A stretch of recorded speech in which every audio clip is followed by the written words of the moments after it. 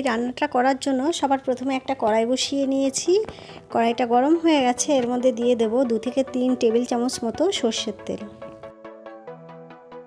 তেলটা গরম হওয়ার পর এর মধ্যে দিয়ে দিচ্ছি 3টে শুকনো লঙ্কা।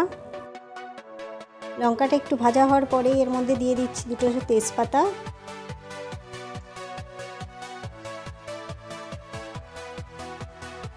এবার এর মধ্যে দিয়ে দেবো 1/2 চামচ মতো গোটা জিরে আর 1/2 চামচের কম ধনে।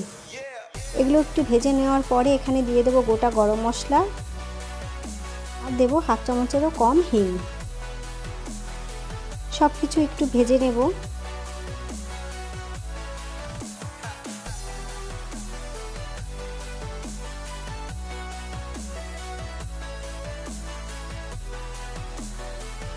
এগুলো খুব ভালো করে ভেজে নেওয়ার পর এখানে দিয়ে দেব আদা গ্রেট করে রেখেছি, ওটা দিয়ে দিলাম।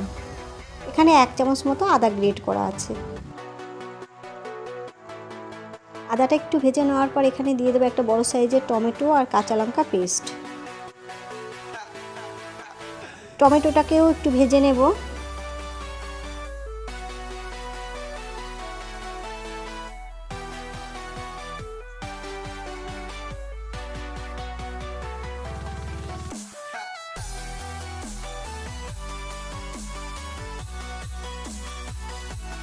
টমেটোটা ভেজে নেওয়ার পর এখানে দিয়ে দিচ্ছি 1.5 চামচ মতো জিরে গুঁড়ো, 1 চামচ মতো ধনে গুঁড়ো, 1 চামচ হলুদ গুঁড়ো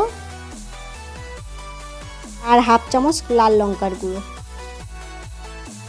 এই গুঁড়ো মশলাগুলো খুব ভালো করে একটু কষিয়ে নেব।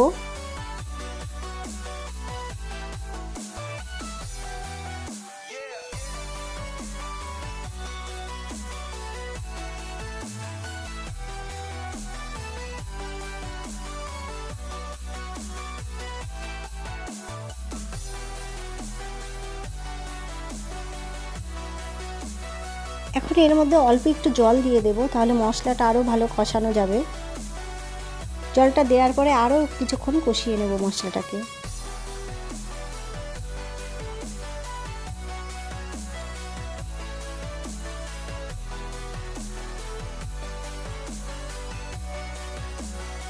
এখন এর মধ্যে দিয়ে দেবো 1 চামচ মতো কসুরি মেথি। এটা একটু গুঁড়ো করে নিয়েছি। এবার কসুরি মেথি দিয়ে খুব ভালো করে মশলাটাকে কষিয়ে নেব।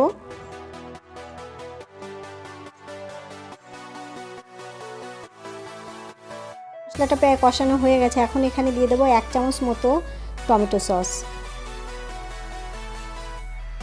এটাকেও একটু ভালো করে কষিয়ে নেব। এবার আগে থেকে আমি 5টা এখানে আমি মিডিয়াম সাইজের আলু নিয়েছি, সেদ্ধ করে রেখেছি। এইভাবে সেদ্ধ করে খোসা ছাড়িয়ে নিয়েছি। এখন এই আলুটাকে এইভাবে হাত দিয়ে ভেঙে এর মধ্যে দিয়ে দেব। একইভাবে সব আলুগুলোকে ভেঙে দেব।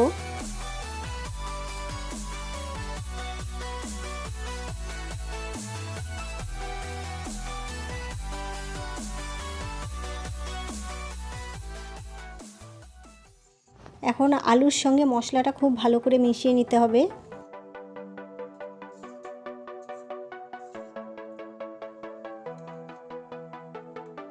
এইভাবে 4-5 মিনিট আলুটাকেও কষিয়ে নেব মশলার সঙ্গে।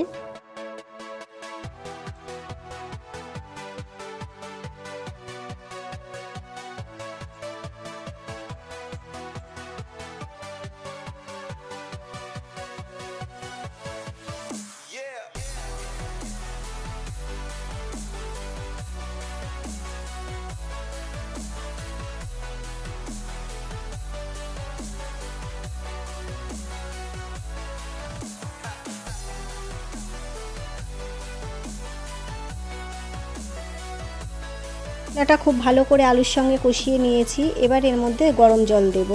এখানে আমি 2 থেকে 3 কাপ মতো জল দিচ্ছি, কারণ আলু তো টেনে নেবে। খুব ভালো করে নাড়াচাড়া করে দেব।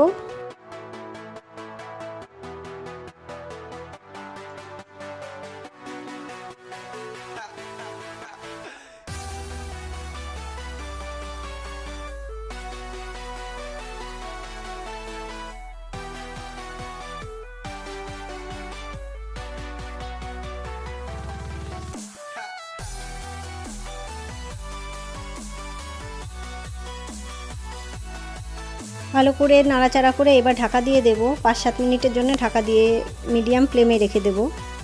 হয়ে গেছে, ঢাকনাটা খুলে এবার স্বাদ মতো লবণ দিয়ে দিচ্ছি। আগে থেকে লবণ দিইনি, কারণ পরে লবণটা দিলে পরিমাপটা ঠিকঠাক হয়, কারণ আলুতে ঝোলটা অনেকটাই টেনে নেবে, ওই জন্য পরে দিলাম লবণটা।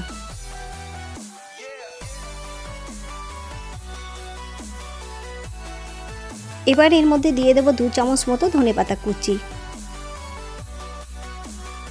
আরও 3-4 মিনিট ফুটিয়ে নেব ধনেপাতা দেওয়ার পরে। আপনারা এইভাবে রান্না করুন, অসাধারণ লাগে। লুচি, পরোটা, রুটি যার সঙ্গে খাবেন অসাধারণ লাগে খেতে। আর হ্যাঁ বন্ধুরা, এতক্ষণ আমার ভিডিওটি দেখে আমার পাশে থাকার জন্য আপনাদেরকে অসংখ্য ধন্যবাদ। কালকে আবার আসবে একটা নতুন ধরনের রেসিপি নিয়ে। ততক্ষণ পর্যন্ত আপনারা সুস্থ থাকবেন, ভালো থাকবেন আর আমার চ্যানেলটিকে এইভাবেই সাপোর্ট করবেন।